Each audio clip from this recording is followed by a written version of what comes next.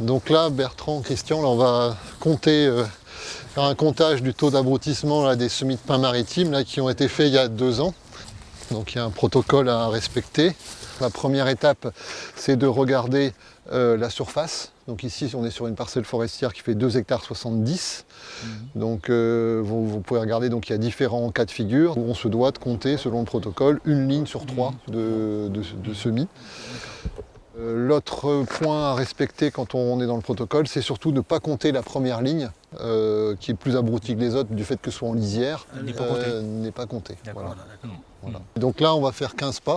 J'y vais. 1, 2, 3, 4, 5, 7, 8, 10, 11, 12, 13, 14, 15.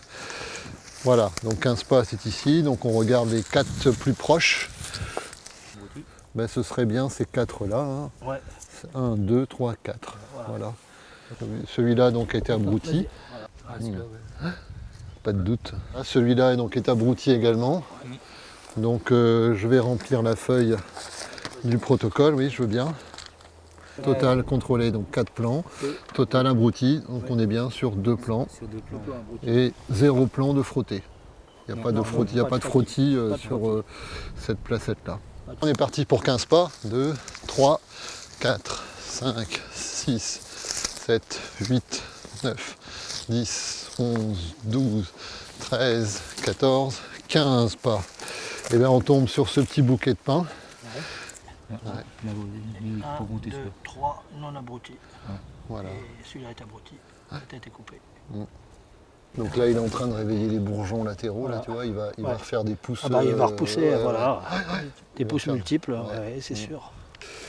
Donc 4 plans contrôlés, un abruti, et pas de frottis par contre sur aucun. Non, ok. Voilà. Et cette méthode de comptage avec le protocole qui a été validé est relativement, enfin c'est un temps très court quoi. Sur 2,70 hectares ici, on passe l'équivalent d'une bonne heure, quoi, 2 heures maximum.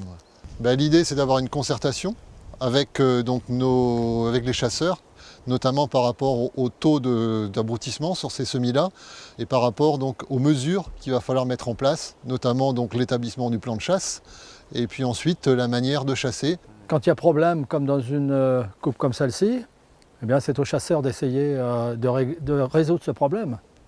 Donc quand ils ont constaté les dégâts, ils n'en sont que mieux armés pour préparer après leurs diverses actions de chasse.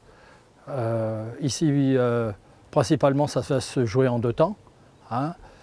Tout d'abord, juin, juillet, août, une période d'affût, ce qu'on appelle du tir d'été, pour réguler les animaux qui commettent des dégâts. Et puis après, à partir du mois d'octobre, des battues, dans lesquelles bien sûr on va appuyer notre action sur les parcelles ou autour des parcelles dans lesquelles beaucoup de dégâts ont été constatés, de façon à faire baisser la pression des animaux sur ces parcelles. Personnellement, ce que je trouve intéressant, c'est d'arriver à partager des langages qui sont différents. Les chasseurs n'ont pas forcément la même façon de parler et nous, on a des langages techniques qui ne sont pas forcément compréhensibles. Donc l'idée, c'est de partager un langage commun et un constat commun. Et ça, je trouve ça très intéressant, quoi. Ici, avec un forestier, il nous apprend le b.a.-ba des constatations pour évaluer les dégâts. Et une fois qu'on a appris les bases d'évaluation des dégâts, bien sûr, on les possède et peu importe où on se trouvera tout au long de l'année, de la période d'octobre à février, on est capable, sans les forestiers, d'évaluer les parcelles où des dégâts sont commis par les animaux, quoi, hein, et de traiter les problèmes éventuellement s'il y en a.